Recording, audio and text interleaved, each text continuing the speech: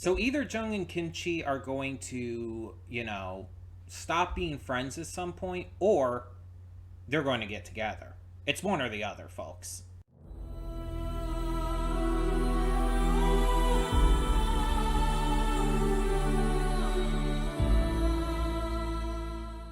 Hey everyone, welcome to Princess of Gay. I'm your host Connie, and welcome to my blind reaction to Kim's Convenience. We're here with, what is this, episode 4? I don't have it on the file, so I have to look it up on here. I think it's episode 4. Should be able to find it without too much trouble.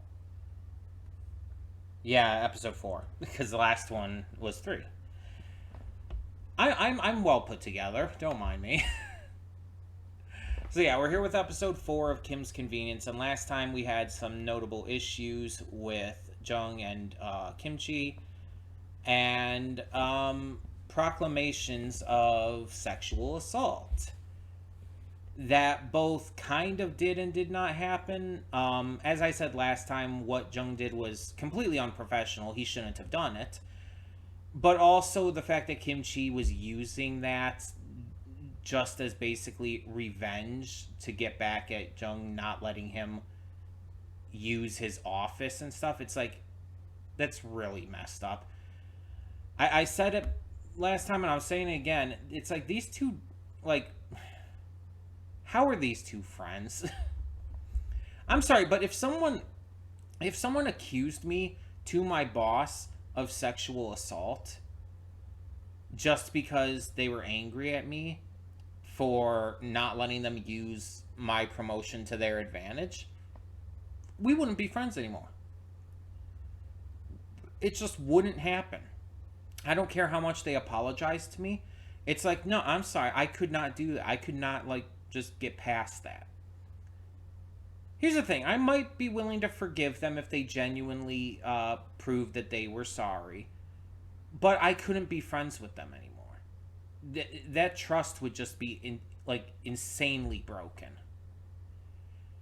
Maybe they could earn that back. Maybe we could be friends again in the future. But at that point, no. As someone who has been sexually assaulted, it's not something that I take lightly, and it's just... I really despise false accusations of it. Because that's not something to joke about. That's not something to, falsely accuse someone of. That's an insanely serious thing. And to falsely accuse someone of that just because you don't like them or because they did something you didn't like or whatnot is so beyond fucked up that it's just, it's insanity. How anyone can think that's an okay thing to do.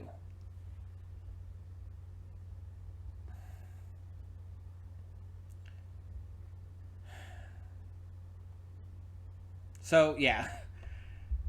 I take it very seriously, and it's just a very big deal to me. So I don't think I really touched on that as heavily in the last video. Probably because of just being kind of in shock that it even happened, that they did that plot line. And it's like, I know not everything in the series might age perfectly, and I know not everything's going to be great, but still. It's just it's just one of the hazards of watching a sitcom, pretty much from any era. Because as time goes on, it's like you're going to realize, oh, this might not have aged super well. There's some things in this that just really should not have been done. Believe me, I look back on Fresh Prince and I see that, and I loved Fresh Prince. I look back on all these other shows, Full House as another example.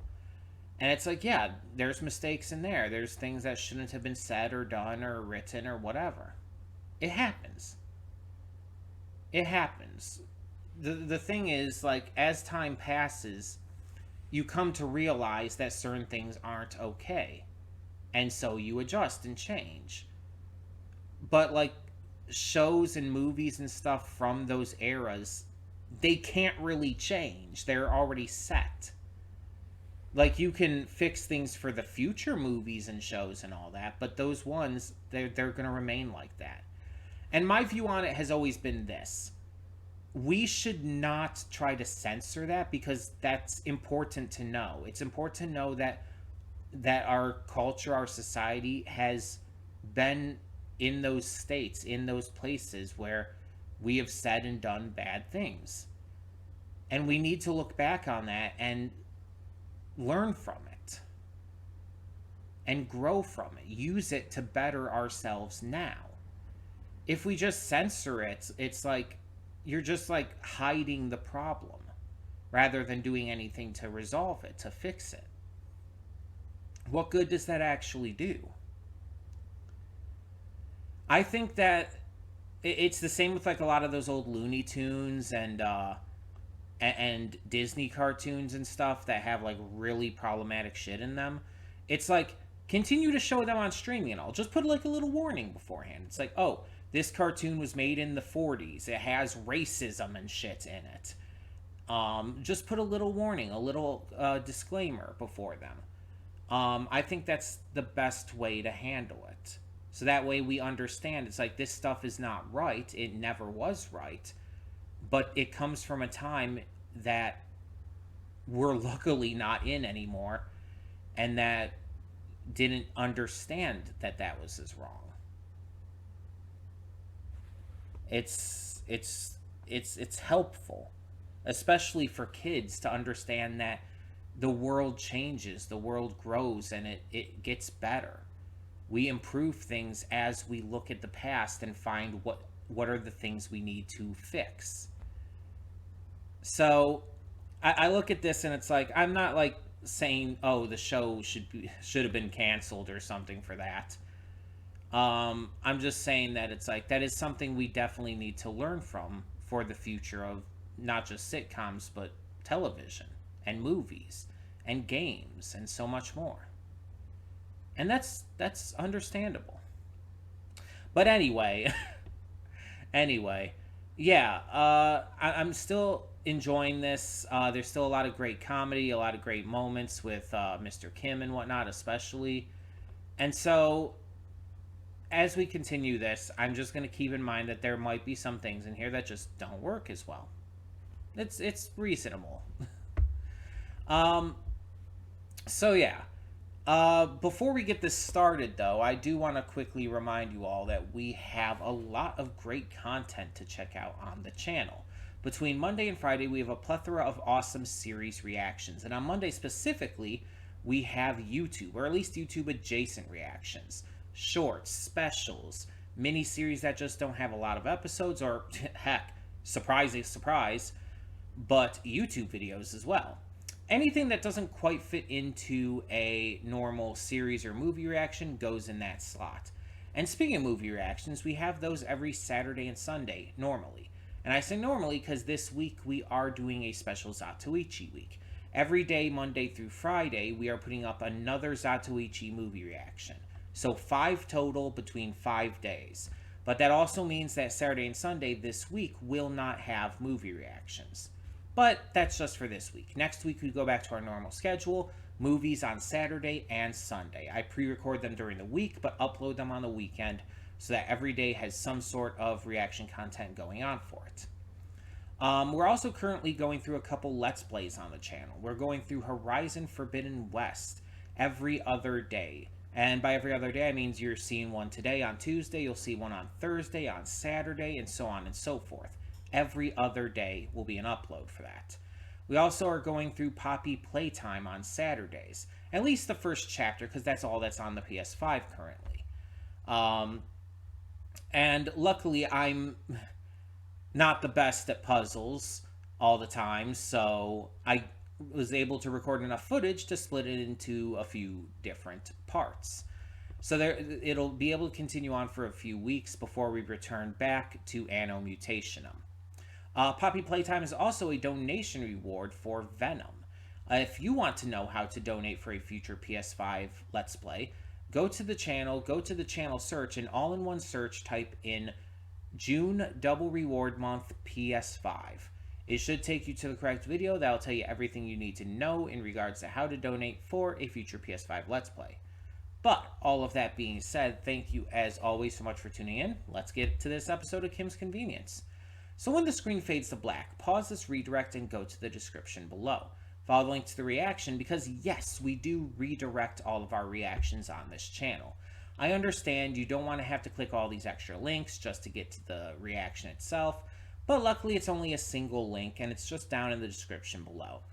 This is just because of YouTube's copyright system being utter bullshit, and I just want to avoid any possibility of a channel strike or even worse, a channel termination. I've dealt with both of those in the past and just really don't want to again. So because of that, we push all reactions off to another site. And on the big plus side, this does mean that all of you, yes, every single one of you gets to see the full unedited reaction completely free. That's right, completely free. There's no paywalls, you don't have to subscribe to a Patreon, and you don't even have to sync up your own copy. You just get it all right when you click that link. Once again, down in the description. Just click it, all of the video is right there to watch completely free. I think it's pretty awesome because not every reaction channel here on YouTube can get away with doing that for very valid reasons. Whether it's down to monetization, whether it's down to copyright reasons, or whatever else. It's completely understandable that a lot of YouTubers can't do that. But I do pride myself on being one of the ones who can give you the full unedited reactions for completely free. I just love being able to do that for you guys. And after you watch the reaction, come back here to the redirect and resume play. Because after it fades to black and then fades back in, everything from that point forward will be my afterthoughts and will not only contain spoilers to the episode, but just my general thoughts on it, thoughts on the season, things like that. Maybe even stuff related to the channel. You never know. It's always worth checking out, just to be safe. That all being said, though, as I said before, thank you so much for tuning in. And for now, I will see you at the reaction. And we are back, and we'll begin with spoilers in 3, 2, 1, now. So, yeah. This episode had a very notable theme about relationships. And especially about, you know, being open and honest and the right way to do so in a relationship. And it came at you from 3 different angles. I'm going to talk about Jung and his boss first, whose name I can never remember. It mentioned it in this episode, but... So, this is the only one that wasn't resolved in the episode. In the end, like, they just kept along with the story of his mother, of Amma, being sick. And she just went to the basketball game with Terrence instead. There was no resolution with them telling the truth. They, him and Kimchi, like, both kept a secret.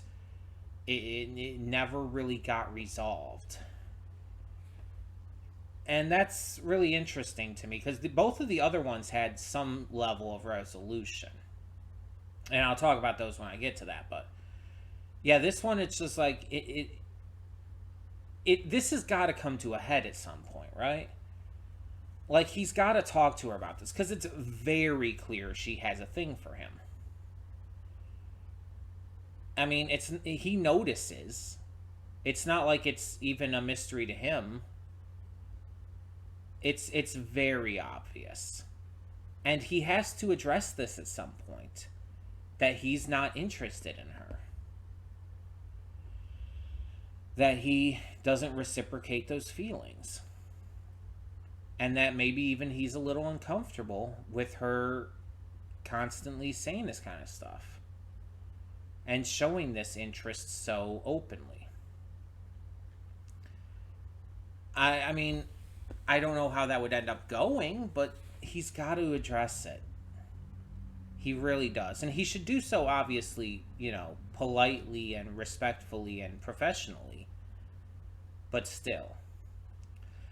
Then you have the second one I want to talk about here, which is Appa, Mr. Kim, and Frank, I think his name was. Um, so these are two friends who've known each other for 10 years. And Frank is a talker, and I've had friends like this who talk and talk and talk, and usually talk about stuff that, if I'm being honest, I'm not super interested in. See, I'm not a talker. I know there's a lot of people out there who can get together and just chat for hours, talk about their lives, their families, their jobs, whatever. I'm not one of those people. Like, I'm very outgoing. I am an extrovert, but I'm also very quiet and shy and timid. And so, because of that, I tend to not talk a lot. If someone asks me questions or stuff, I'll answer them, of course. But I'm not super talkative. I'm not super, like, vocal. Which is weird to think about, considering, how much I talk during these reactions and redirects and stuff. But this is, like, I'm doing this kind of like um as a thing. It's not like just regular casual conversation. It's a whole different thing. Point is, like, in just regular conversation stuff, I'm not super talkative, even with my family. So a lot of times I have trouble with people who are super talkative and want to chat about everything, just because I don't know how to handle that. So I understand Mr. Kim's his point of view here, and it's especially when the topics aren't things that you're interested in. It's not. He's not even really talking about his life so much. He's talking about, like, parables and little things happening with, like, DVDs or whatever it was. Um, but yeah, it's like, it's not even stuff that Mr. Kim would find interesting to talk about. Now, the way Mr. Kim handled it, of course, was unacceptable. The way he, got super aggro towards Frank, and, like, went a little too wild on him for it all. It's like he was extremely rude and unreasonable. But he also brought up a valid point when they had their confrontation later on, thanks to Amma. When they went to talk it out and everything, Mr. Kim was hurt because he found out in a really bad way about Frank's wife leaving him and all. He's like, why did you never tell me about that? We've been friends for 10 years. And Frank's point of view was correct and valid as well. He's saying it's hard to talk about. That's very personal. That's all valid. That's all reasonable. But, like, this is a friend you've been friends with for 10 years. If you're going through something, it's like, I would feel that would be the perfect person to talk to. Family, or, like, a close friend who you've, been connected to for that long. And the fact that you talk about all this stuff and you never think to bring that up, again, Mr. Kim feels hurt, because that feels more important. That feels more of something he would want to know about, because he cares about Frank. It's clear that he's friends with him and he cares about him, and the stuff he wants to hear him talk about is, the stuff that's important to him. Both sides definitely handled things wrong in some ways, and both sides had valid points. And in the end, it kind of got resolved, but in a very, sloppy way. Because the personal stuff with Mr. Kim started being brought up, and he just kind of deflected and ran away. Because he's a little bit of a hypocrite in that regard. he's not ready himself to talk about certain things like that, like with his son. And he has a hard time even acknowledging it. And that's valid too. There was a clear falling out there that is definitely going to need to be addressed during this series, and hopefully not too long, because they keep bringing it up. So I'm hoping it would be this season. Like, that would be good for a season finale. But yeah, it's something that I just wish they could have like resolved a little more, but at the same time it's kind of realistic that they didn't. Meanwhile, then you have Janet and her cousin, whose name I also cannot remember. I apologize. And this is the one that gets resolved, like, fully. So Janet is at first defending her cousin when she finds out she's coming. She's coming to visit all, and Ama is, slut shaming her, which older generations, it's not good, but it happens, unfortunately. But Janet's sticking up for her, but then she actually comes and, she's dressed like, kind of a fangirl kind of style. She has like this cutesy outfit, the kind of cat ear stuff going on. It's like super cute, super adorable, red hair and all.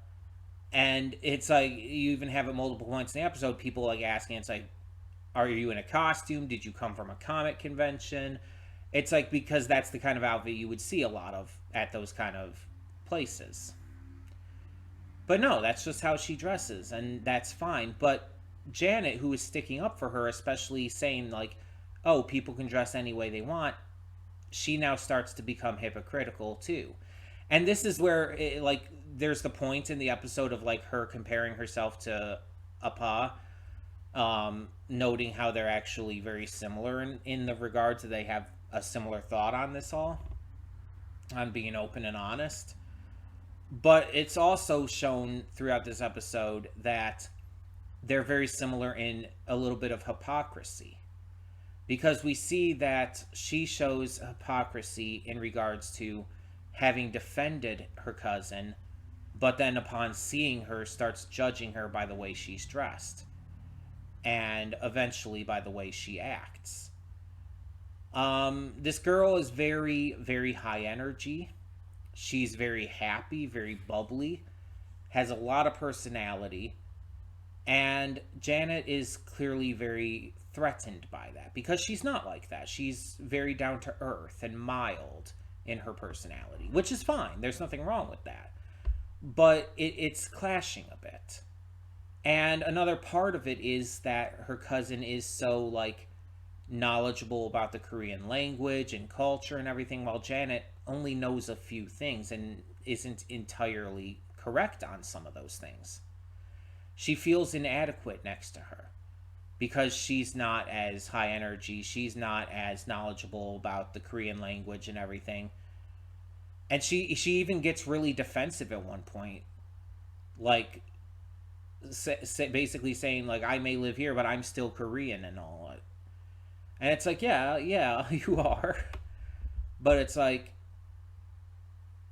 girl, do you not see the problems with the way you're handling this all? And then she snaps so hard at her cousin that she causes her to break down and cry. And it's just like, Jesus. Like, Mr. Kim's snap moment at Frank was harsh, but that was a lot harsher. And when this girl starts to cry, like, I actually really felt bad. And it's like, I was actually, like, upset with Janet. And honestly, anyone watching this should be, because she was absolutely in the wrong. Like, if she was feeling like she was inadequate, or feeling like she was left out, or what just wasn't living up to this kind of idea, and even if she was feeling annoyed, there are better ways to handle it. There are better ways to address this with her. And she eventually realized her mistake. through talking with her brother and everything and just thinking things through, and even her conversation with Mr. Kim, or with Appa, it's like she realized, and she did, you know, come to apologize. And unlike with the other plot points in this episode, she actually did fully apologize and make good on it. She, actually had a full resolution to this.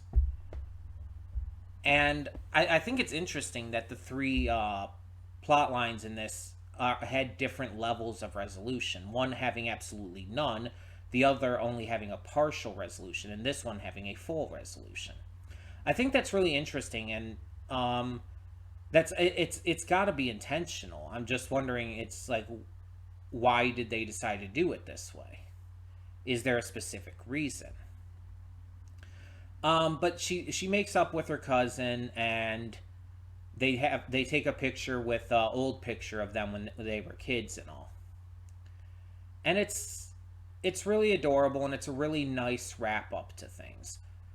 I like how it comes after the other storylines close, because it having that resolution at the end of the episode also helps, and then having them go to see Chung and Kimchi and everything adds a little bit of extra, like, follow up to that. It's like, oh, you had the resolution, but then we're seeing that it continued. That past the resolution, there was actually something that came from it. And we didn't see that with Mr. Kim and Frank. We didn't see that with this storyline with Jung and his boss.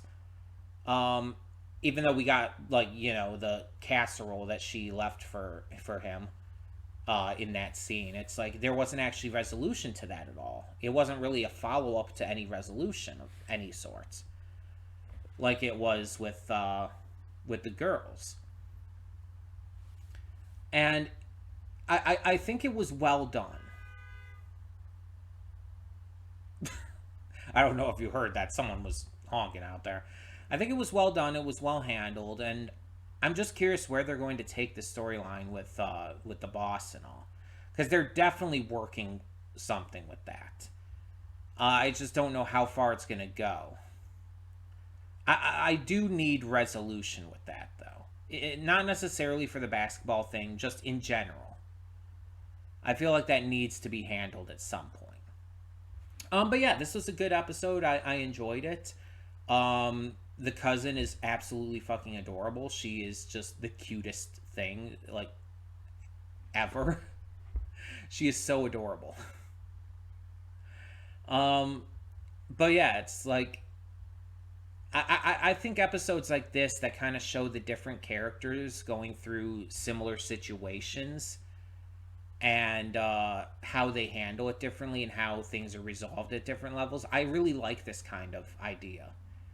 And I don't want it, like, in every episode, of course, because we want a variance with the content and whatnot. But at the same time, I do want to see this kind of thing again, because I think it can be really well done if it's just, paced out a little bit. Have these happen every so often. You could do some really good storylines with that. But that's pretty much all I've got to say for now. So tell me in the comments below, what did you think of this episode? And before we close this out, I do real quick want to mention once again that we have a lot of great content to check out on the channel. Between Monday and Friday, we have a plethora of awesome series reactions, and on Monday specifically, we have YouTube, or at least YouTube adjacent reactions. Pretty much anything that doesn't quite fit in with a normal series or movie reaction, it goes in this slot. And speaking of movie reactions, outside of this week's Zatoichi Week special, we normally have movie reactions every Saturday and Sunday. I pre-record them during the week, upload them on the weekend, so that every day has some sort of reaction content going on for it. But like I said, this week is a Zatoichi Week special, so between Monday and Friday, 5 days, 5 Zatoichi movies, 1 each day. That's the gist of it. That means there's going to be no movie reactions on the weekend this time. But yeah, we're also doing a couple Let's Plays currently. We're playing through Horizon Forbidden West, and that is being posted every other day. So you're like seeing that today on Tuesday, but then you'll see it on Thursday, and then Saturday, and so on and so forth. Every other day. And we're also currently playing through Poppy Playtime, Chapter 1, because that's the only chapter currently available on the PS5. Luckily, I'm bad enough at puzzles to where I could have enough time to split it into multiple parts. So that'll come up on Saturdays until we're done with that. Then we'll just go back to Anno Mutationum. But yeah, so like I said, tell me your thoughts down below. And for now, I'm Connie and I'm signing off. See y'all next time.